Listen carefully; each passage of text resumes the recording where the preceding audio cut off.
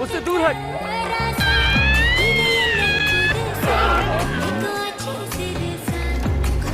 बस बस उसको शांत कर दिया।